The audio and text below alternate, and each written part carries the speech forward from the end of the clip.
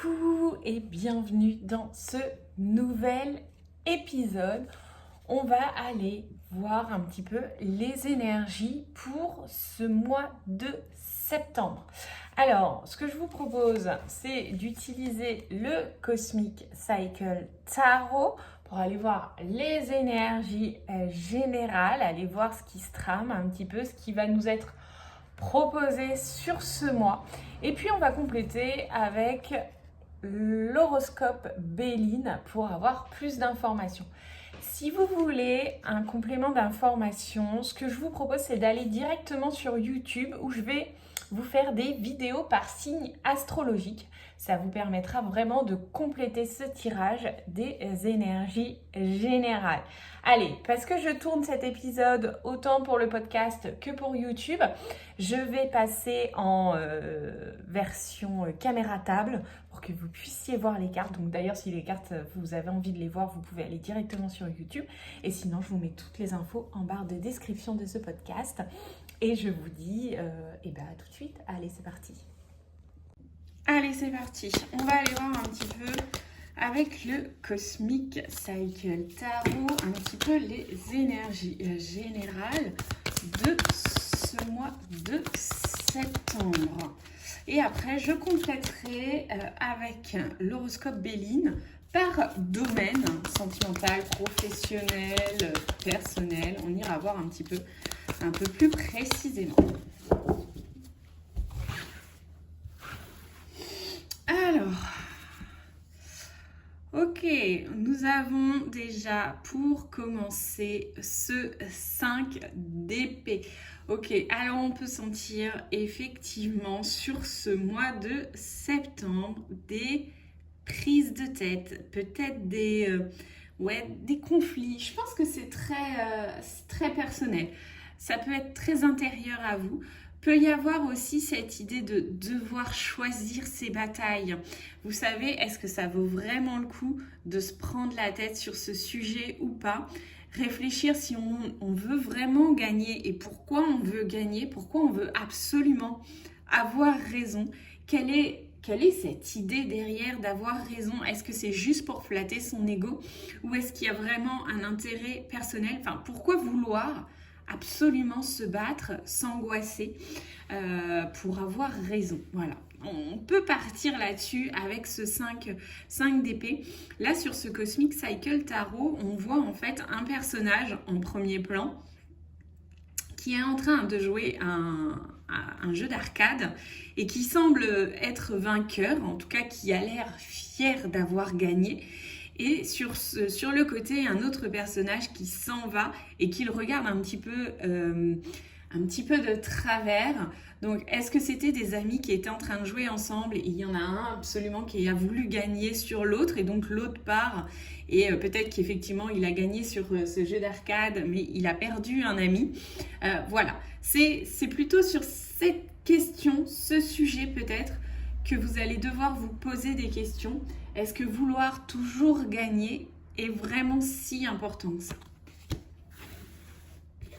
Donc avec ce 5 d'épée, on a vraiment des conflits, on a des prises de tête.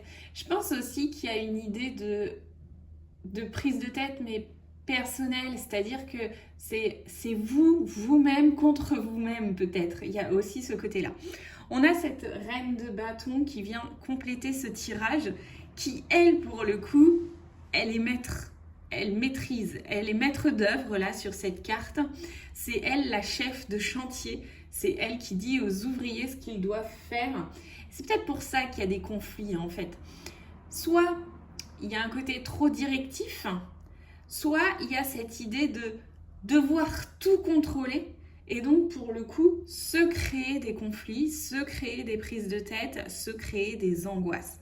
En tout cas, il y a cette idée-là de contrôle. Cette reine de bâton, elle contrôle, elle est dans le contrôle et elle va aller contrôler ce qui se passe, gérer, organiser planifier. Alors effectivement, septembre, c'est la rentrée. Il y a beaucoup de gestion, beaucoup d'organisation à mettre en place.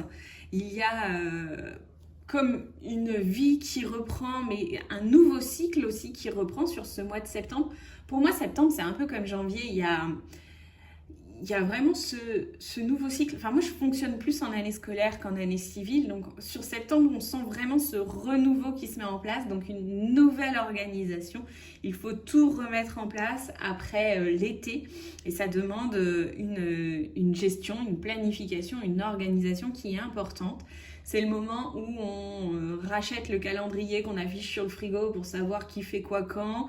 C'est le moment où on essaye de s'organiser pour se dire non, je ne vais pas me laisser submerger par le quotidien et je vais organiser mes repas à l'avance. Et c'est toujours ce qu'on fait en septembre. Et puis après, le quotidien reprend sa vie et on se repère un petit peu là-dedans. Et chaque année, on arrive quand même à mettre de nouvelles choses en place. Donc c'est ça, cette reine de bâton. Elle est là pour gérer, organiser, planifier. On a un mois de septembre quand même qui part pas mal sur les chapeaux de roue, qui peut nous amener quelques prises de tête, quelques conflits avec beaucoup de gestion et d'organisation. On a aussi ce page de pentacle, alors qui lui a un côté un peu plus cool, un peu plus relax. On voit sur cette carte un personnage féminin assis au bord d'une fontaine qui vient de faire du shopping. En tout cas, on voit à côté d'elle des sacs de magasins remplis. On voit aussi qu'elle a fait, on pourrait imaginer qu'elle a fait ses achats pour la rentrée scolaire, parce qu'on voit des stylos qui dépassent peut-être même un agenda ou une calculette. Bref, et elle est assise sur sa fontaine et elle vient de lancer une pièce. Alors, je ne sais pas si elle lance cette pièce dans la fontaine un peu pour faire un vœu ou si elle lance cette pièce à pile ou face. En tout cas, ce page de pentacle, il parle de nouvel élan. Il parle d'un personnage jeune, peut-être vous, peut-être de votre entourage, qui peut-être va se lancer dans une nouvelle aventure, qui s'engage vers un nouveau quotidien et qui est encore en phase de choix. Peut y avoir des choix à faire, des choix de direction. Il peut y avoir aussi des envies, donc des vœux, des souhaits à réaliser. On a en tout cas ce premier pas qui commence à avancer, qui commence à se lancer. C'est un peu ce jeune qui va se décider à acheter un appartement mais qui n'est pas encore tout à fait parti, ou alors qui a encore un pied dans l'appartement de ses parents parce qu'il revient régulièrement pour remplir son frigo, pour faire ses lessives, etc. On a en fait sur ce page de pentacle, elle a un pied au sol et un pied levé, et on a cette notion d'entre-deux, de premier pas, de je me lance mais je ne suis pas tout à fait lancée. On a quelque chose qui va se faire quand même lentement et progressivement. À la suite de cette reine de bâton, on peut avoir cette idée de je dois tout organiser, tout planifier, tout machin, mais en même temps, c'est pas évident de tout changer, de tout chambouler, de tout réorganiser. Il y a vraiment un nouvel élan qui doit s'opérer et ça demande un petit peu de temps. Ok, on a à la suite un 8 de coupe et c'est exactement ce que j'étais en train de dire, parce que ce 8 de coupe, c'est quitter quelque chose qui nous retient émotionnellement parlant. Donc c'est un peu, je trouve que dans ce 8 de coupe, il y a une histoire de tourner le dos à des émotions, mais en même temps il y a aussi une forme de deuil qui se fait. Donc là, sur cette carte, pour ceux qui ne la voient pas, c'est un personnage masculin qui tient dans ses bras un bébé. Il a l'air plutôt triste ou peut-être même en colère, ce personnage masculin. Et à la porte ouverte et dos à lui, se trouve un personnage féminin avec ses dossiers sous le bras qui a un léger regard en arrière et qui s'apprête, je pense, à partir au travail. C'est comme s'il y avait un conflit. Imaginez un peu comme si je devais vous faire une image plus précise, ce serait imaginer une maman qui reprend le travail et qui doit laisser son bébé à la crèche, à la nourrice, etc. Elle va y aller, elle sait qu'elle a envie d'y aller, elle veut reprendre cette activité, mais en même temps, il y a quelque chose qui la retient. Il y a un retrait émotionnel qui se fait et donc elle doit tourner le dos et faire ce pas. Vous voyez, c'est ça avec cette histoire de page de pentacle, cette notion de c'est lent, c'est difficile parce que j'ai pas encore, émotionnellement parlant, fait le chemin pour pouvoir passer cette porte et avancer. Donc, si je reprends mon image de tout à l'heure de ce jeune qui part, par exemple, à l'université, qui doit s'installer dans ce premier appartement, qui est encore un peu retenu par la maison familiale, donc qui vient encore régulièrement refaire le plein de nourriture, laver son linge, etc. Et en même temps, il sait qu'il doit avancer, il sait qu'il doit rentrer dans le grand bain, si je puis dire. Il sait qu'il doit émotionnellement lâcher ce foyer familial pour pouvoir avancer vers une nouvelle partie de sa vie. Et donc, on a vraiment cette notion-là sur ce mois de septembre. Donc, on peut effectivement avoir des conflits, des prises de tête, des angoisses, je pense, avec un besoin de tout gérer, de tout organiser, de tout préparer, de tout planifier. Et en même temps, il y a peut-être quelqu'un à côté qui n'est pas tout à fait prêt à ce que tout change, que tout évolue, que tout se modifie. Et donc, il y a un vrai travail émotionnel à faire là-dessus.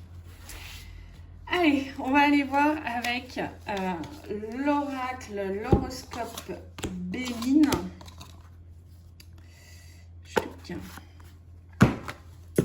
On va aller voir pour le pro, déjà dans un premier temps. Hop.